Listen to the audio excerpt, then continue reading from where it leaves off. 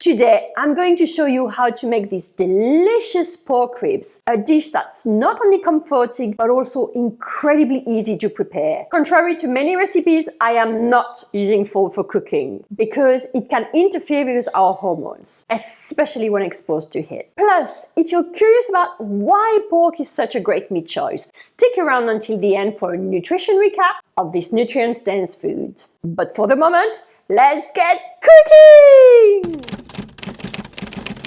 Our main ingredient today is pork ribs. When serving pork ribs, a good guideline is to plan on about 1 pound, that's about 450 grams per person for spare ribs, or 3/4 pound, that's about 350 grams per person for baby back ribs. This takes into account the bones and fat content, which reduces the amount of actual meat. Spare ribs have more bone and fat, so the higher weight accounts for that. Baby back ribs are leaner with more meat, so that you can reduce the amount slightly. For big eaters, or if ribs are the main course, you may want to plan for a bit more, around 1.5 pounds, which is about 700 grams per person. I've got baby back ribs here because that's what my butcher had available. He mentioned that pork ribs are actually seasonal with more variety in the summer. Do you think that's accurate, or is it time to find a new butcher? Finding good quality pork ribs at regular supermarkets can be tricky, especially here in the UK. I get mine from a butcher, but you might have luck at places like Costco or online. Actually, if you have a favorite place to buy your ribs, let me know in the comments. I'd love to try it if I can. The marinade is really important here. It's what gives your rib that deep, rich flavor. There are plenty of options depending on how strict you are with your diet. Some people like to use barbecue sauce or ketchup, but be aware that this can be high in sugar. This barbecue sauce that my family likes has 41 grams of sugar per 100 grams of product. And as for the famous Heinz ketchup, it's over 22 grams of sugar, unless you go for keto-friendly versions. Personally, I prefer using natural ingredients like tomato paste, which has natural sugars that caramelize the meat beautifully, with about 10 grams of sugar per 100 grams of product, which is about 2 grams per tablespoon. Now, today's recipe isn't strictly carnivore, as I'm sharing my lazy go-to comfort food version. I just want to show you how quick and easy it can be to stick to a meat-based diet while still enjoying variety. That's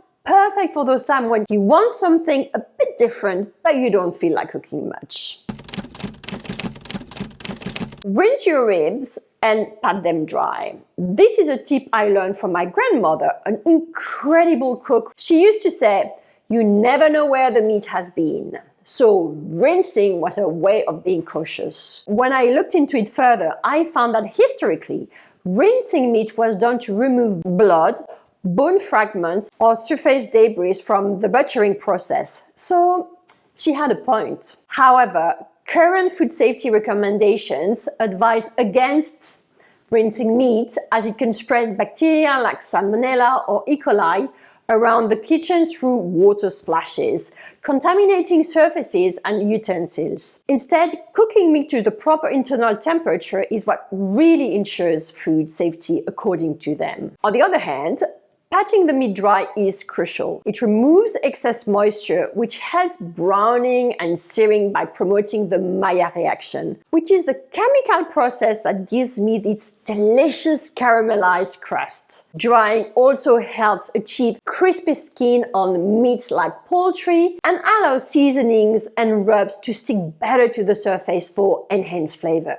like today. So while rinsing may no longer be recommended, patting your meat dry is an important step to improve texture, flavor, and overall cooking results. Choose a dish large enough to marinate several ribs at once. If needed, you may have to cut the ribs to fit. Add 1 to 3 tablespoons of marinade, depending on how many ribs you're preparing. Be careful not to overdo it. Using too much marinade can be wasteful, as most of it will just slide off the meat. Plus, if your marinade contains sugar, you will want to keep it minimal. Trust me, a little goes a long way. Massage the marinade into each rack of ribs, If you're not a fan of handling meat with your bare hand, I totally understand. Use gloves to make the process quick and easy. Make sure to get the non-powdered gloves because no one wants powder in their food.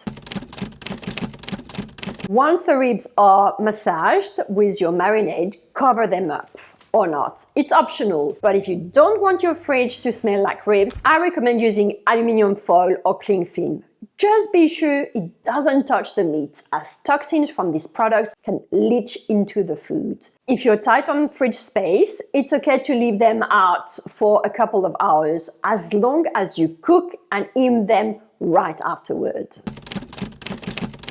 You have two options for cooking your ribs. Either the oven or the air fryer. For your oven, preheat your oven to 150 Celsius, which is about 300 Fahrenheit. Place the ribs on a rack and cook for 2.5 to 3 hours, flipping them halfway through the cooking time. For extra caramelization, you can increase the temperature to 200 degrees Celsius or 400 Fahrenheit for the last 10 to 15 minutes. As for the air fryer, preheat the air fryer to 100 degrees Celsius, which is about 400 Fahrenheit. Lower the temperature to 190 Celsius or 375 Fahrenheit when start cooking. Cook each rack for about 20 to 25 minutes, flipping them halfway through. Ensuring your pork is fully cooked is crucial in avoiding health risks associated with undercooked meat. The most reliable way to check doneness is by using a meat thermometer. Pork ribs should reach an internal temperature of 63 degrees Celsius, which is about 145 Fahrenheit.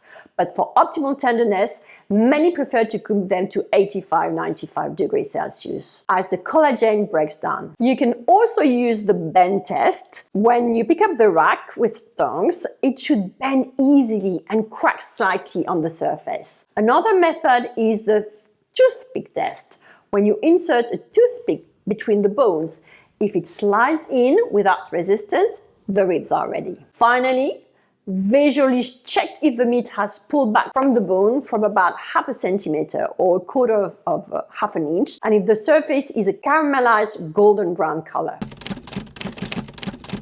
Once your ribs are done cooking, let them rest for a few minutes to allow the juices to redistribute throughout the meat. After resting, slice them up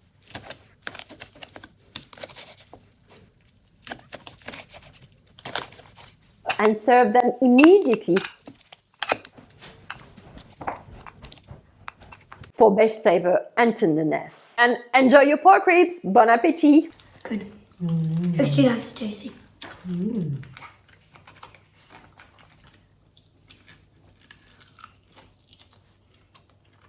Now, why is pork a great addition to your diet? Pork is a fantastic source of nutrition, offering a well-rounding profile of essential nutrients. It's packed with high-quality proteins, providing all 9 essential amino acids needed for muscle repair, immune function, and overall health. Just 85 grams, which is about 3 ounces serving, delivers 20 to 25 grams of protein, depending on the cut. Plus, pork is rich in B vitamins like B6, thiamine, niacin, and riboflavin, which are crucial for energy, brain function, and blood cell production. It also provides heme iron for better absorption. Check my latest video here on more explanation about bioavailability, but also zinc for immune support, phosphorus for strong bones and teeth, selenium for thyroid health, and antioxidant benefits. Pork offers a variety of cuts for different health needs. Lean options like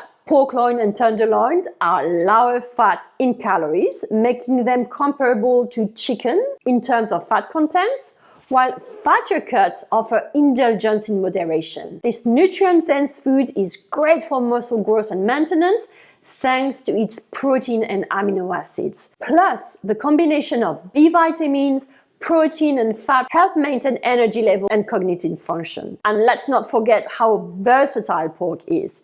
Whether grilled, roasted, braised, baked, Pork fits beautifully into a variety of diets, offering both lean and hearty cuts for every occasion. Et voila! That's it for today, my friend. I hope you enjoyed this delicious and easy comfort food. If you give it a try, be sure to give this video a thumbs up and let me know in the comments how it turned out. Don't forget to subscribe if you haven't already. I've got plenty more delicious recipe coming your way soon, and also here.